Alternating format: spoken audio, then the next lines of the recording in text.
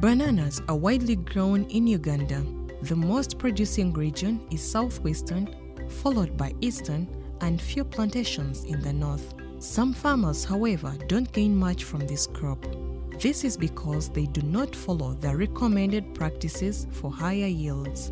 In this program, we look at the best ways for improving banana production to increase food security and income.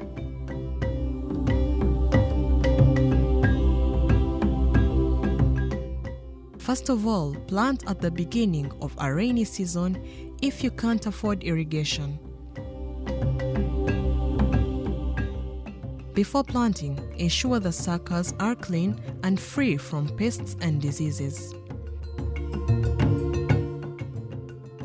Plant your bananas in holes dug by hand. The holes should be 2 to 3 feet width and 1.5 to 2 feet. Recommended spacing is 3 by 3 meters or 4 meters by 4 meters depending on the location. Mix well rotten manure or compost in 1 to 2 tins with topsoil and return to the hole.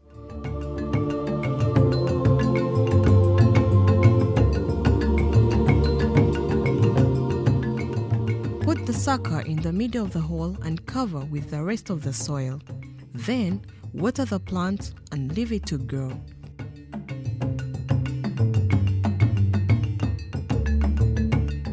Here we discuss how you will desucker, how to mulch, weeding, how to prune, how to stake, how to deflower, and how to apply fertilizers on your plantation. We shall also look at harvesting.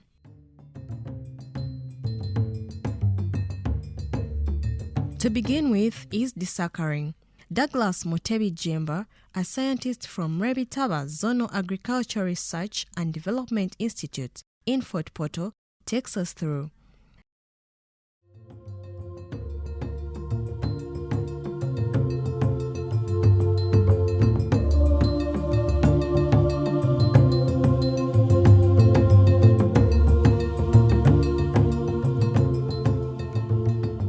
Desuckering involves uprooting of excess suckers from a banana mat.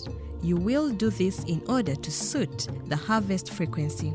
Removing of the side shoot is done until the emergence of flowers, 1 to 3 stems at most per mat. That is, the bearing one, the follower, and the sucker. Sucker management is important to avoid high mats and to maintain proper spacing. High or many suckers per mat could easily fall.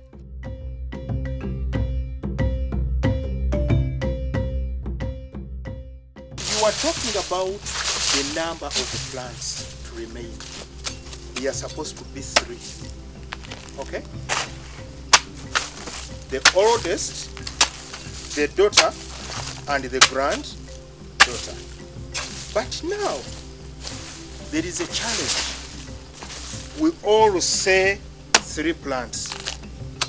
Now, if one is bearing fruit and you harvest it, will you remain with 3? They are going to be 2. So the moment you have one which is bearing fruit, then you must be having a very young one, which is the 4th one. Okay? So that at every time after harvest, you are having 3. But that 4th one must be very young. Okay?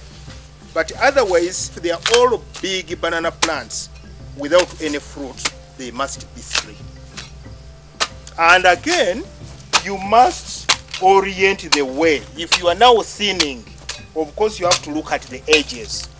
Okay? They must be following each other in size, so that you don't miss a season without harvesting some banana bunches. Now, a banana plant takes on average 3 months to reach maturity from setting fruit. Then it takes on average 9 months to 1 year to fruit from planting. Mulching is used to conserve moisture in the soils and to reduce rainfall runoff to avoid erosion. Mulch also improves the soil as the mulch material rots. However, mulch is known to serve as breeding place for banana weevils and other pests. Additionally, if you placed your mulch too close to the mother plant, it will affect the growth of the young suckers. This means you need to work out a balanced approach to mulching your banana plantation in Uganda.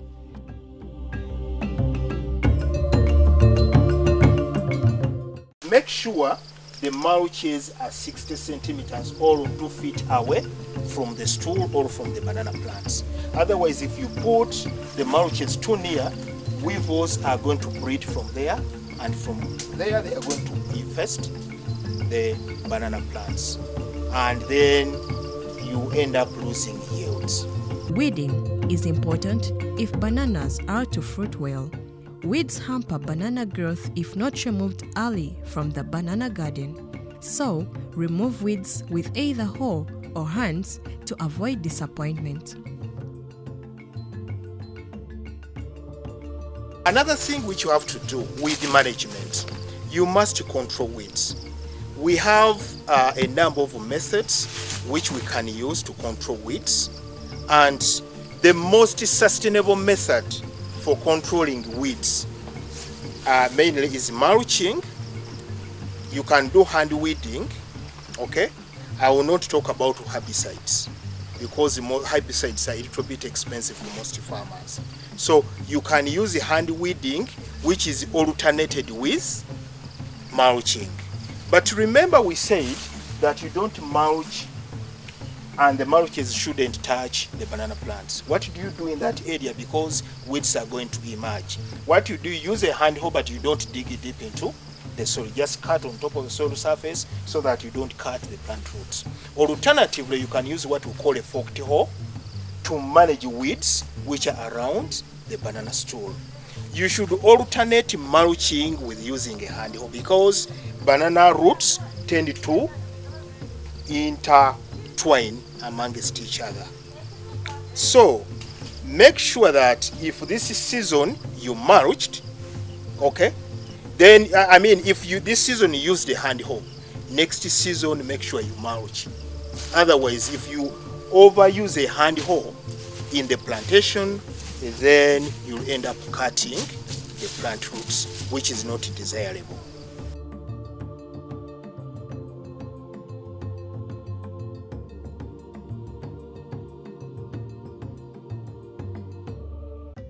Staking. Bananas are susceptible to winds and should be staked to provide extra support to the banana stems. Banana cultivars that bear very big bunches are most susceptible to heavy winds. You normally do your banana staking using a forked pole.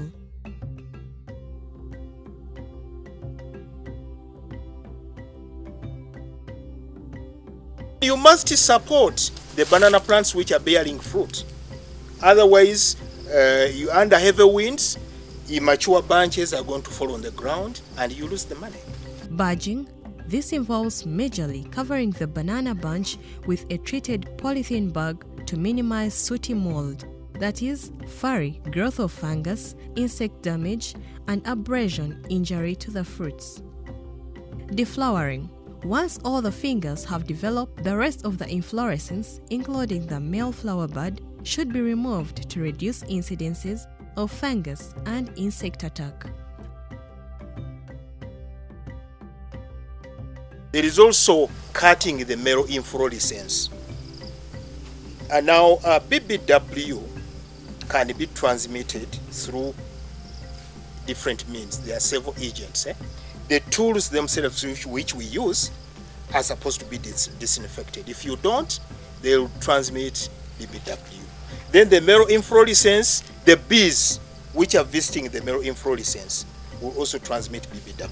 So the moment you see that all the clusters are already formed, then you have to break off the male inflorescence.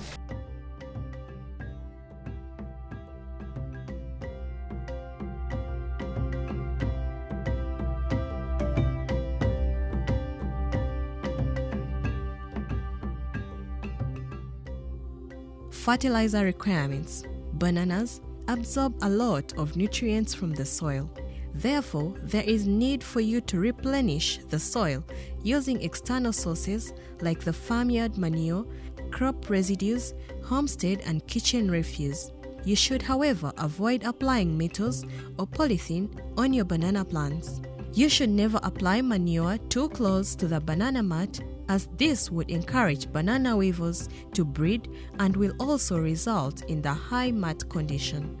Most of the Ugandan soils are now depleted when it comes to fertility, and therefore it is important you plant using manure.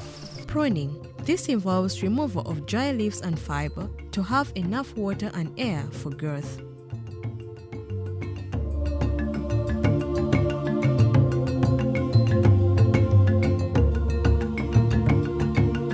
Sure that you cut at the base. You have to cut up to the bottom, because if you leave some sections, weevils are going to breed from there.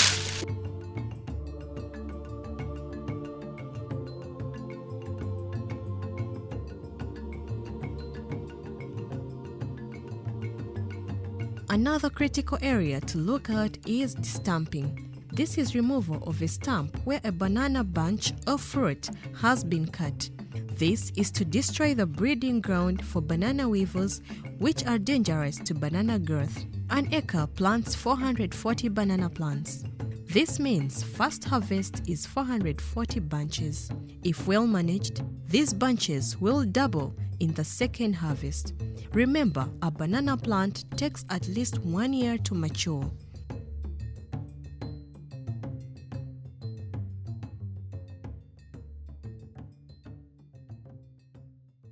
In all, if well managed, bananas can be a good source of income and ensures food security for most families.